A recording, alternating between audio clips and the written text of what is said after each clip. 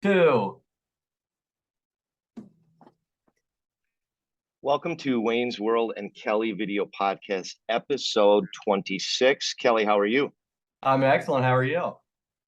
Wonderful. Like to welcome a very special guest in today, Wendy Murray, Division President of RealManage, Florida. Welcome, Wendy. How are you? I'm doing well. Got a little sore throat, but doing well. Thank you for having me. I appreciate you coming on. Start out a little bit, I guess, telling us some of your background and how you ended up where you're at today. Well, I'll try to put all of that in a nutshell. I've been in the HOA industry since '97. I was president of my own HOA for 13 years. During that time, it was in Southeast Florida. We had numerous tropical storms and hurricanes, 2004 and 5. And I got into hurricane preparedness because I saw associations weren't ready. Fast forward, I am now in Southwest Florida and have gone through Irma and Ian.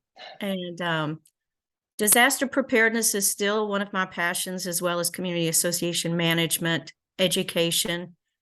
I've been with, like I said, in the industry since '97.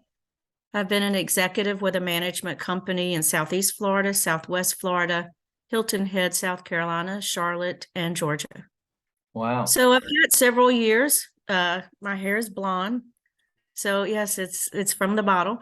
But anyway, Wait, I have to interrupt you really quick. I knew you were There's going a to. rule that we have because of Wayne and his follicle issues. We're not really allowed to mention hair, so we can't edit this. This is an unedited show, but you just got the first. I can't believe. Wayne, are you okay? Yeah, I'm okay. And it's probably just because I'm going to give her a lot of latitude because she's my friend. But let's not let that happen again in the future, okay? Sure. We can't say here because it sounds like hair, and we can't mention hair. I've got the 1X. Okay. So I've got years of experience with management, disaster preparedness, education, and I really enjoy what I do. I have a great team at RealManage in Florida and a great boss, Sandra Villamora. So life is good. No complaints. Oh, you're living in the second best part of Florida, the West Coast. Where's the first? Southeast. Come on. Oh, I'm on. No, it is such a beautiful state, even way up north where Wayne lives, that there really is not a bad place in Florida. We are so fortunate to live here, and I feel bad for everybody in the other 49 states. Oh, it's 81 here today and low humidity. So what's not to like there? Exactly. Yeah. Take that up north. Yeah, it's 30 degrees. You are back now to being the perfect guest. So where did you grow up? You're in Illinois, right, Wayne? I'm in Chicago, yeah, with slate gray skies, 30 degrees, which is a heat wave here. Wendy, I know one of the things that brought us together is definitely Hurricane Ian. What are some of the things that from your end that you have learned regarding what both you and I continue to evangelize as far as getting ready for the inevitable, and the inevitable happened in a big way? Who won and who lost in this? Oh, that's a loaded question. Right. Wow. So I think there were a lot of lessons to be learned from the county level on down. I live in Lee County, Cape Coral. We were one of the last counties to evacuate. And so we had been told it was going north of us. So even though we were prepared with supplies and things like that, we weren't really prepared to evacuate. And a lot of us did so last minute. Those were some strong lessons learned. Some did not evacuate, and some died. But Sanibel Island, Fort Myers Beach, Captiva, Pine Island, and Cape Coral all had sustained damage. And so there was a lot of lessons learned about how better to prepare. And debris management. I've heard for years, when I was on the other coast, I used to take a lot of courses or classes with the state because they're free on disaster preparedness. And one of the best classes was on debris management. designating temporary debris staging sites on your property, one for construction debris, one for landscaping debris, things like that, because you just don't get that picked up quickly. You could tell the communities that were ready, they got in there, they sorted their debris, they got things cleaned up, and other ones were a bit in shock. So I think people learned debris management. There were boats everywhere. There was a lot of lessons. I could talk probably for an hour just on that. My home got hit the hardest in Irma, our roof and stuff. With Ian, we had mostly exterior damage in the yard. So I live back 3 canals, and I had water on 3 sides of my house within 2 feet of the home. Wow. But I'm very blessed and fortunate because I had friends that had water inside the home. So, you know, there was a lot of takeaways, some great stories, and some sad stories. But at the end of the day, we have to learn the lessons, you know, revise our disaster plans, and do the best we can. I tell people it's like a budget. You do the best you can in planning, but you got to be willing to make some adjustments as needed. So I think that's one of the biggest lessons is taking it seriously, having a plan. That's a big problem. I used to be a hurricane chaser, and and I'm not even brave, but you know, you were trying to go where it was going to be. I was the front guy, and then all the other, you know, the workers, the real people in the company would come in after I sold the jobs. And, you know, we went down, you know, for business to wherever we were going. And it's the weatherman. I want that job because, you know, you just stand in front of a screen and just guess. So, you know, it's so difficult to predict. And do you evacuate? Do you not? It's a tough call. I tell you what, it beats the heck out of living in Texas in tornadoes, though. You know, but the devastation is just horrendous, and it's until you've lived through it a few times, it really is shocking. And we are blessed, but we really have to, you know, preparing is so important. I love the fact that that's one of your passions, because if you don't plan it, it's going to be a disaster regardless. And I thought that y'all handled it very well. I mean, there was a lot of devastation, but considering how other storms have gone, the recovery seems to be much more impressive than years past. I think the lessons are continually being learned. Would you agree, or you're in the thick of it from the management side? I would agree. I was in Broward County for Wilma. I felt that coast handled it well. This coast, vendors responded well, charities responded well. There was food, supplies. I mean, it was just all out. Leaders came in. So there was a quick response, and I think that was key. Right. I love that. So, and Wayne has, you know, been in it knee deep since it happened as well.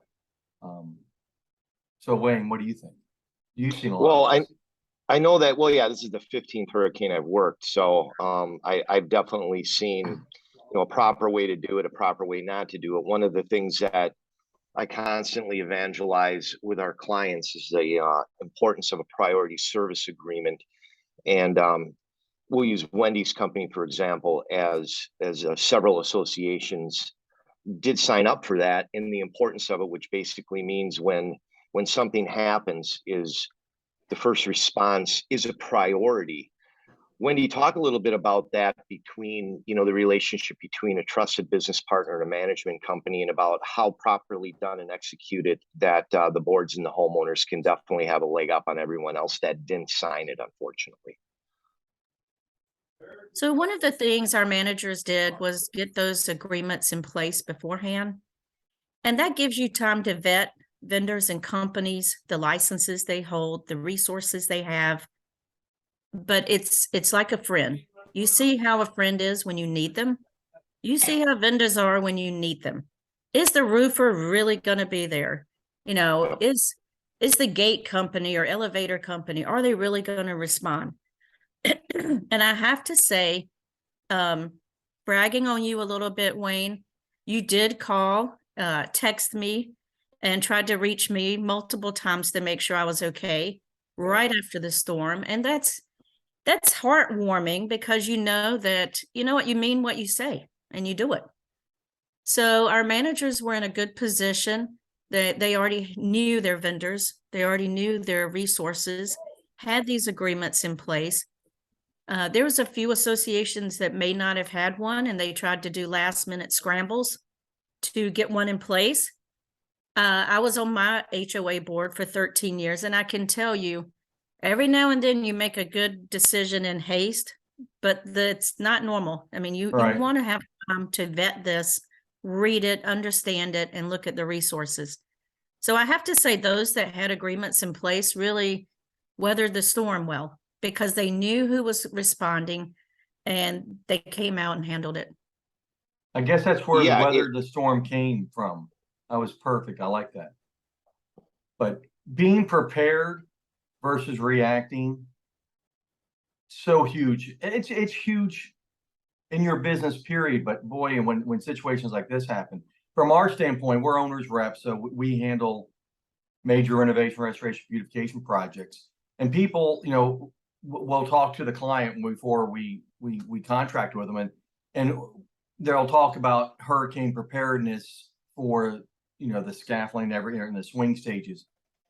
They don't understand how important it is. People like over at Becker Law, one of our sponsors today, Steve Lesser's a great attorney over there. The way he puts the language in the contract, not only that, you know, there's a paragraph about how to handle a weather event, but in very detailed on the monies that are going to be exchanged during that process. And that's the difference between just putting language in something and really defining things. And it's hugely important. And it's also, I can't believe I just did an advertisement there with one of our fake sponsors.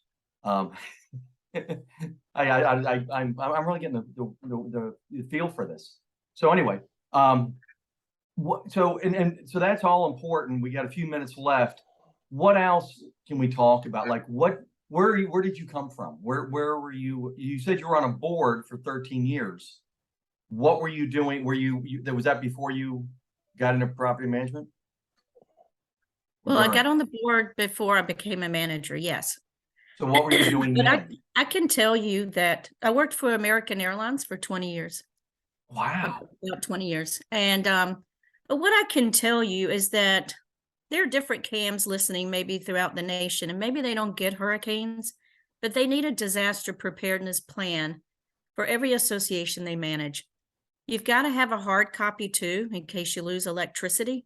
Right. But you want to have a board list, an owner list, a vendor list, all of that in there.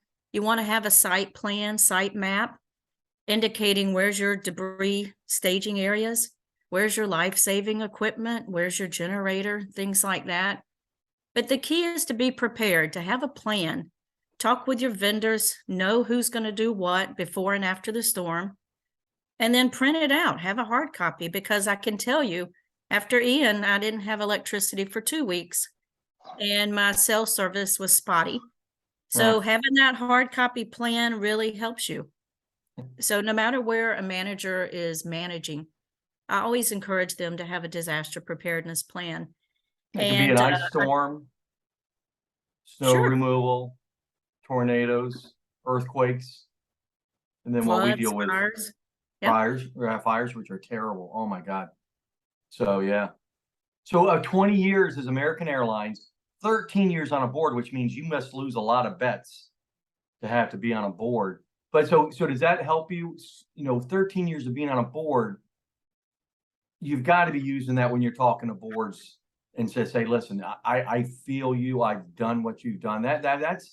I'm a little confused by you now that you would actually sit on a board for 13 years, because that's painful, but it's got to bring a lot. And then for you to go into that career, I mean, either you're crazy, you're a saint. I'm not sure which one it is.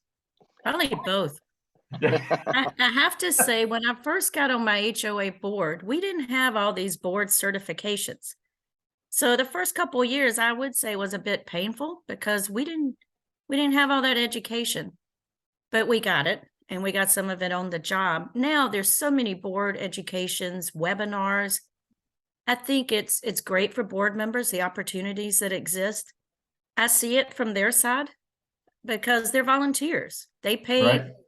pay our company to manage or their own management company to manage. And so we have to step in and do it. That's our role. And when we do it well, it's a great partnership.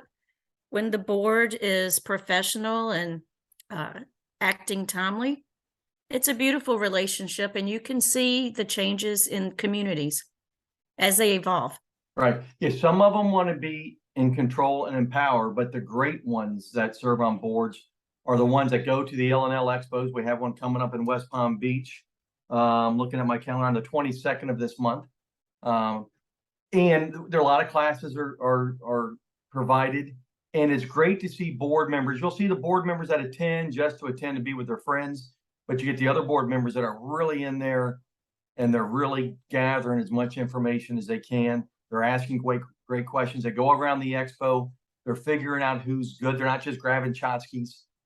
But it is for us, when we go meet with a client, a potential client, we're looking at them just as much as they're looking at us. And we're like, do we want to work with them? Do I want to lose employees because I'm going to put them on this project? Or do I think that this is really going to be a great project because this board really wants to do what's best for the buildings? And here in South Florida, after what happened, the level of passion of doing the right thing has moved up. And I love that you're out there preaching of what people need to do to be prepared, because you can't prepare enough.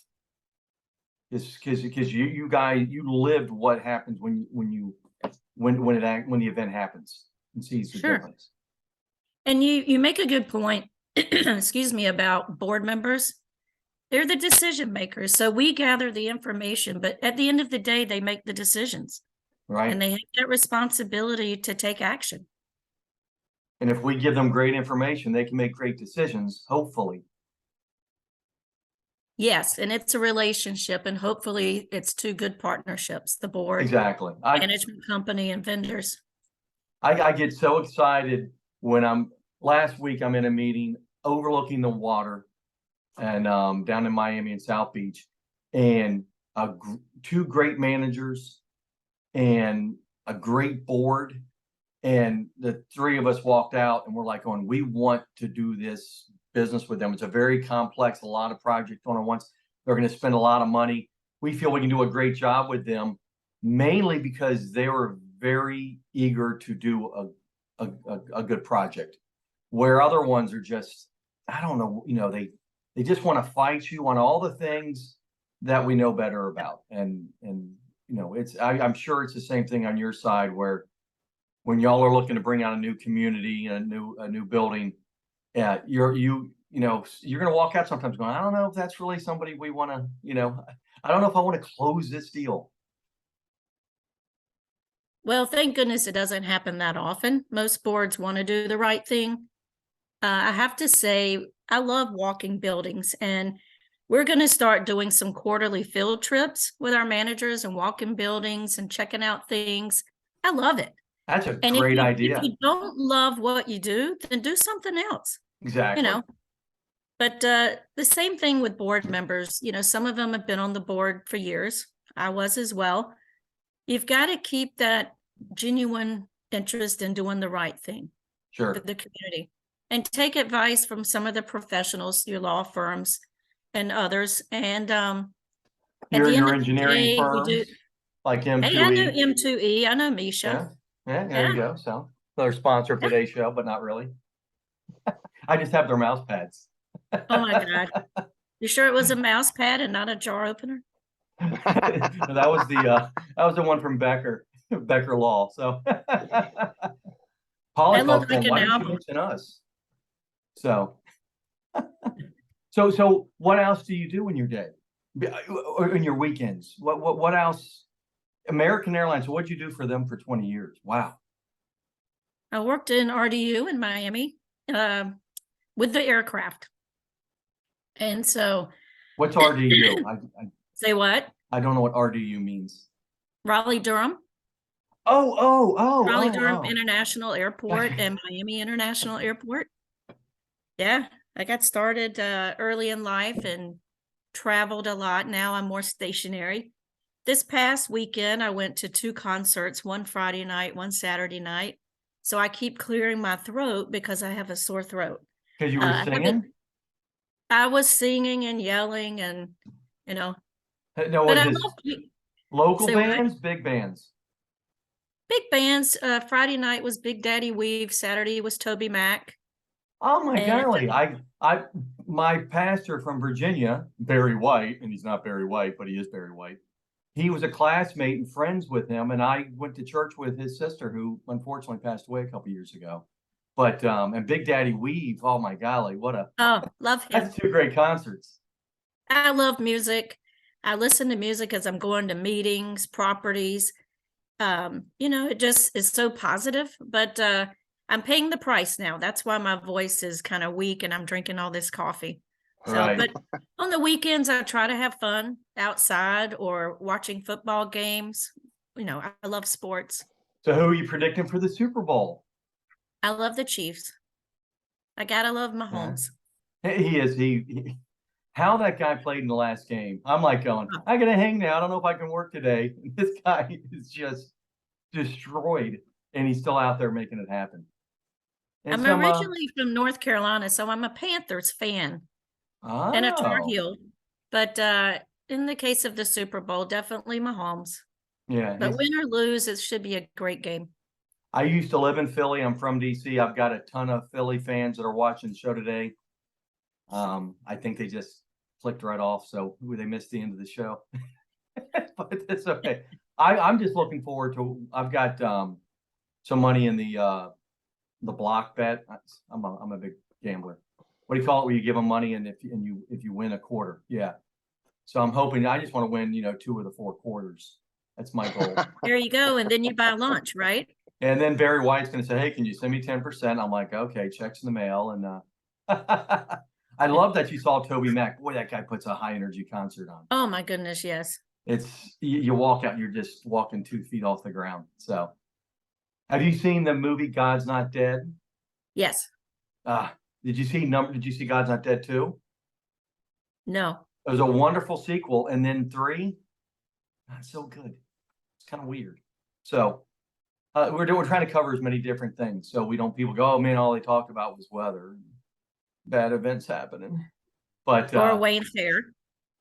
Or Wayne's hair. See, you got the X Factor.